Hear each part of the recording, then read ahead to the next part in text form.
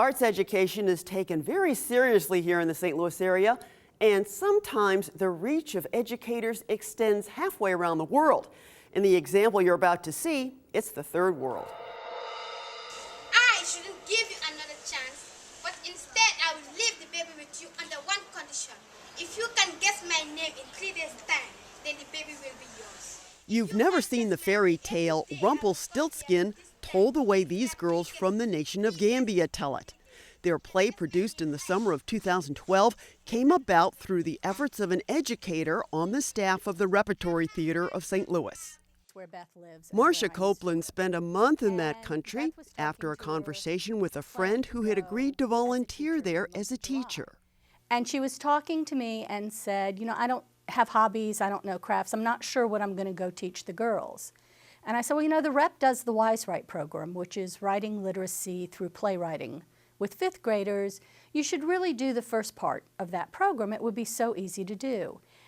Beth says I say it, I say she says it, but somebody said, why don't you come with me?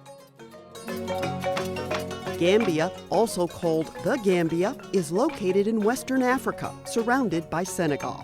Its primary industries are agriculture and tourism. 1/3 of the population earns no more than $1.25 a day, and less than half of all Gambians can read and write.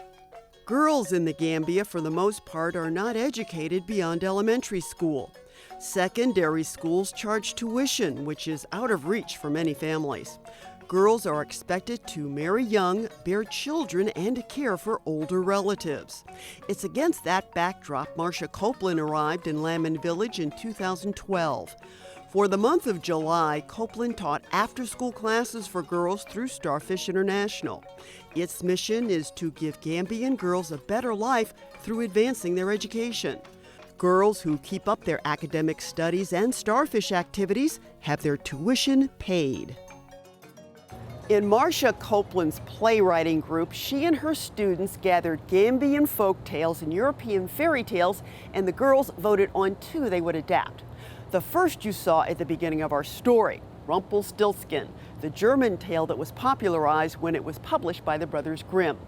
You may recall the story involved a young maiden being held captive by a king who mistakenly believed she could spin straw into gold. Fearing for her life, the maiden encounters a dwarf. He tells her he can spin straw into gold in exchange for her firstborn child. She agrees, he creates the gold, the king is ecstatic, he marries the maiden, who then becomes queen, has a child, and the plot thickens. In the adaptation, the young playwrights put a decidedly Gambian spin on the story. I hate to put this on you, my lord, but I really want to have a child. In this adaptation, gold has nothing to do with it.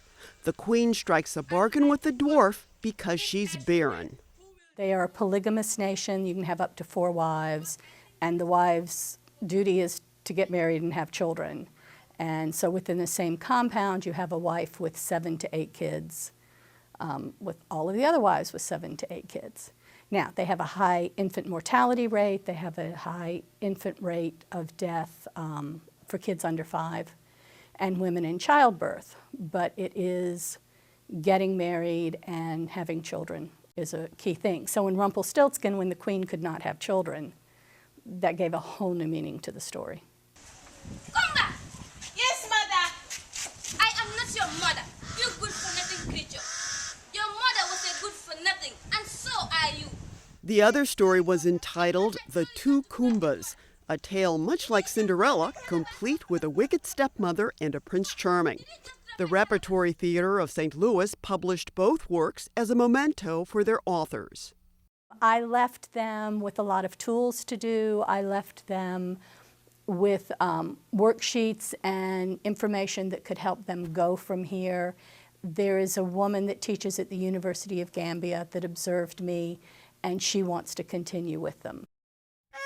Coplon learned about the harsh day-to-day existence for many people in the Gambia when she spent some time with a local family. She did cleaning and cooking chores. She carried water from a public faucet. The only running water was in the compound where Coplon and the other teachers stayed. Also during their time in the Gambia, Coplon, her longtime friend and fellow teacher Beth Drew of Syracuse, New York, and the rest of the Starfish volunteers were honored in a naming ceremony. Each of them took the name of a respected Gambian. Coplon chose Yasin Sar, the name of a Starfish co-founder. While she has no plans to return, Coplon's efforts are expected to have a lasting impact on the girls whose lives she touched. The way to change a country is to educate young girls, because even if it doesn't change for them, it will change for their children. Getting them expressing their ideas and their feelings and figuring out what their dreams are and going for them. And the more we can support that, the more we can change the world. Friendliness, openness, cooperation, gratitude, willingness, consideration, honor, wisdom, loyalty, they feel so good to me.